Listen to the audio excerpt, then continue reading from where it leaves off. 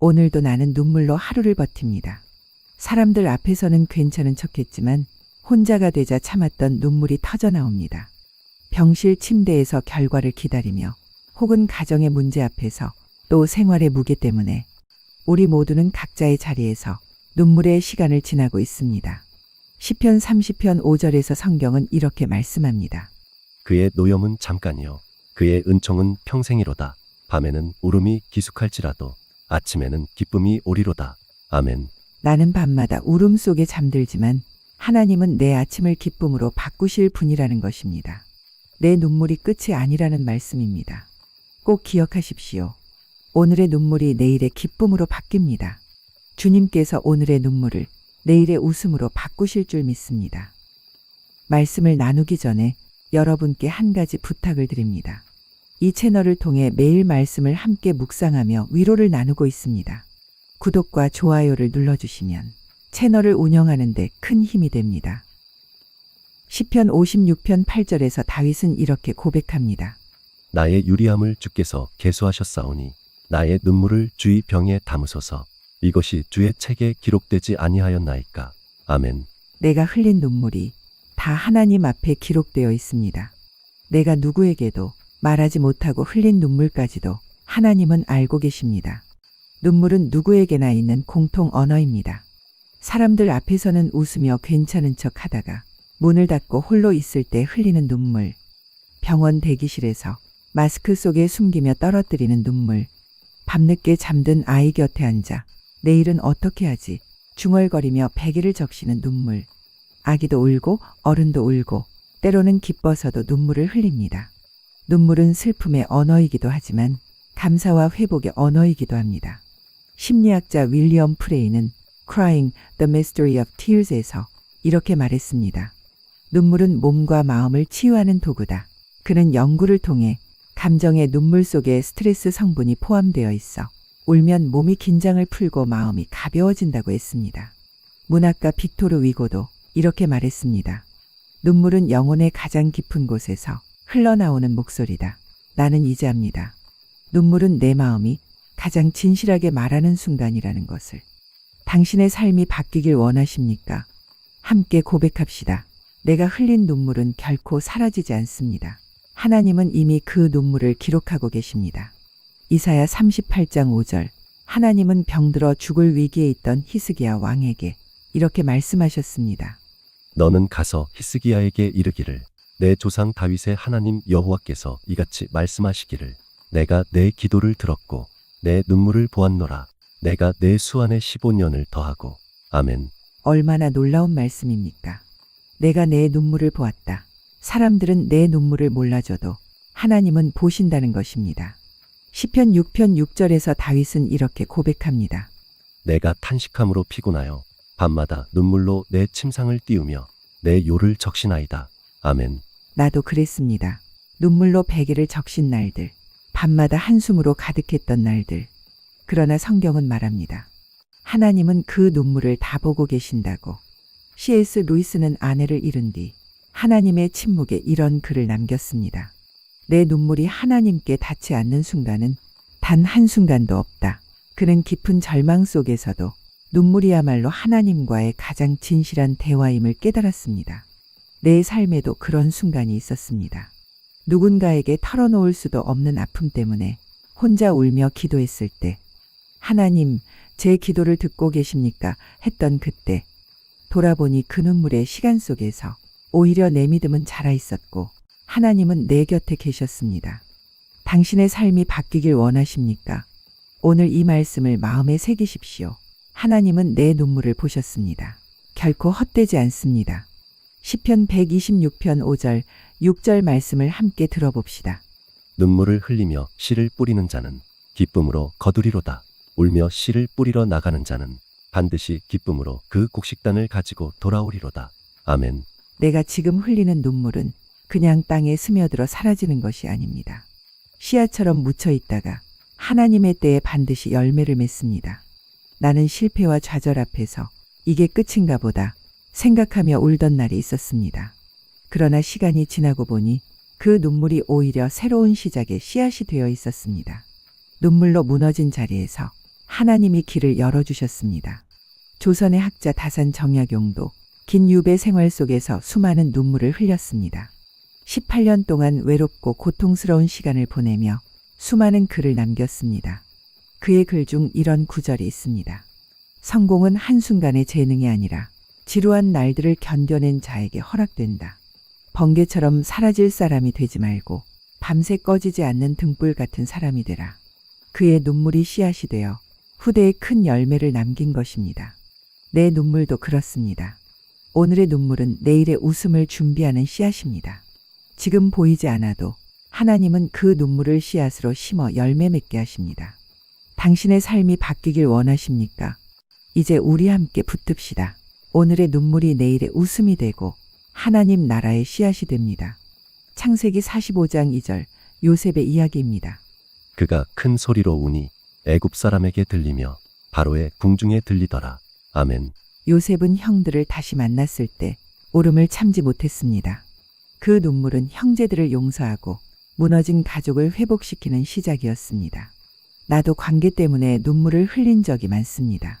친구와의 오해, 가족 안에서의 다툼, 말로는 풀 수 없던 상처들. 그때는 눈물이 너무나 쓰라렸지만 그 눈물이 오히려 대화의 문을 열고 마음의 벽을 허물었습니다. 심리학자 루이스 스미즈는 용서의 기술에서 이렇게 말했습니다. 눈물은 마음속 오래된 분노와 상처를 씻어내는 가장 깊은 세제다. 울음은 억눌린 감정을 배출하고 상대에게도 나는 이제 화해할 준비가 되어 있다는 신호가 됩니다. 나는 어느 날 용기를 내어 먼저 내 상처의 이름을 말했습니다. 나는 외로웠어. 그 한마디와 함께 눈물이 뚝 떨어지자 상대의 어깨가 내려앉는 게 보였습니다. 그때부터 관계는 조금씩 회복되기 시작했습니다. 당신의 삶이 바뀌길 원하십니까? 기억하십시오. 눈물이야말로 관계를 새롭게 하는 시작입니다. 시편 126편 5절 말씀을 다시 붙잡습니다. 눈물을 흘리며 씨를 뿌리는 자는 기쁨으로 거두리로다. 아멘. 결실을 맺으려면 반드시 인내와 수고가 필요합니다. 나는 종종 이렇게 생각합니다. 수고하기 싫어하는 사람이 어떻게 좋은 열매를 거두겠는가? 눈물을 흘리며 애써 보지 않은 사람이 어떻게 풍성한 결실을 경험하겠는가? 내 삶을 돌아보면 눈물 없이 얻은 건 오래가지 않았습니다. 그러나 눈물로 버티고 기도하며 걸어간 길에는 반드시 열매가 있었습니다. 고린도후서 4장 7절부터 9절까지 말씀을 들어봅시다. 우리가 이 보배를 질그릇에 가졌으니 이는 심히 큰 능력은 하나님께 있고 우리에게 있지 아니함을 알게 하려 함이라. 우리가 사방으로 우겨싸움을 당하여도 쌓이지 아니하며 답답한 일을 당하여도 낙심하지 아니하며 박해를 받아도 버림받지 아니하며 거꾸로 뜨림을 당하여도 망하지 아니하고. 아멘. 바울은 자기 자신을 질그릇에 비유했습니다. 질그릇은 흙으로 빚은 값싼 그릇입니다. 금이나 은처럼 화려하지도 않고 쉽게 금이 가고 잘 깨지는 연약한 그릇입니다. 당시 집집마다 흔히 쓰던 가장 평범하고 깨지기 쉬운 그릇이 바로 질그릇이었습니다. 바울은 말합니다. 나는 그저 쉽게 깨어질 수 있는 질그릇 같은 존재다. 그러나 내 안에 예수 그리스도라는 보배가 담겨 있기에 나는 무너지지 않는다. 그렇습니다. 나도 질그릇 같습니다. 삶의 무게에 쉽게 금이 가고 작은 충격에도 무너질 수밖에 없는 존재입니다. 그러나 그 속에 보배이신 예수님이 계시기에 나는 버려지지 않고 다시 일어날 수 있습니다. 내 눈물도 그렇습니다. 겉으로 보기에는 연약하고 사라질 것 같지만 주님께 담긴 눈물은 결코 헛되지 않습니다. 깨지기 쉬운 질그릇 같은 나를 하나님은 눈물 속에서 단단히 붙들어 주십니다. 사도행전 14장 22절에서도 이렇게 기록합니다. 제자들의 마음을 굳게 하여 이 믿음에 머물러 있으라 권하고 또 우리가 하나님의 나라에 들어가려면 많은 환난을 겪어야 할 것이라 하고. 아멘. 안디옥 교회도 많은 고난 속에서 믿음에 머물렀습니다. 환난을 통과하며 오히려 더 단단해졌고 큰 그릇으로 빚어졌습니다. 다산 정약용의 글에도 이런 말이 있습니다. 큰일을 이루는 사람은 한 번의 번쩍임이 아니라 어제보다 오늘 한 걸음을 더 나아가는 사람이다. 고난과 눈물 속에서도 묵묵히 버틴 자만이 열매를 맺습니다. 나는 선택합니다. 포기가 아닌 머금을, 불평이 아닌 뿌림을, 눈물 없는 지름길이 아니라 눈물로 가는 하나님의 길을. 당신의 삶이 바뀌길 원하십니까? 오늘 마음에 새깁시다. 고난은 나를 무너뜨리려는 것이 아니라 더 큰 그릇으로 빚으시는 하나님의 기회입니다. 시편 30편 5절에서 다시 이렇게 말씀합니다. 그의 노염은 잠깐이요 그의 은총은 평생이로다. 밤에는 울음이 기숙할지라도 아침에는 기쁨이 오리로다. 아멘.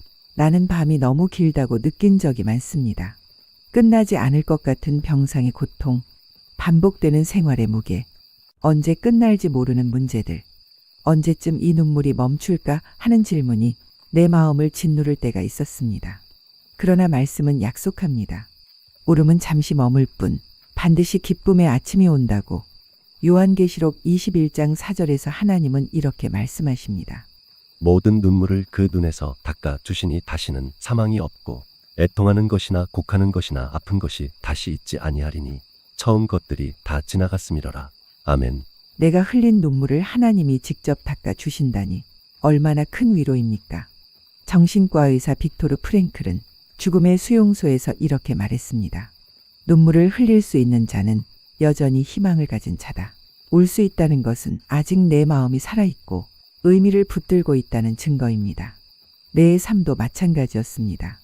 눈물이 멈추지 않던 시기에 나는 여전히 하나님께 기도했고 그 눈물이 있다는 사실이 내가 아직 희망을 붙들고 있다는 증거였습니다.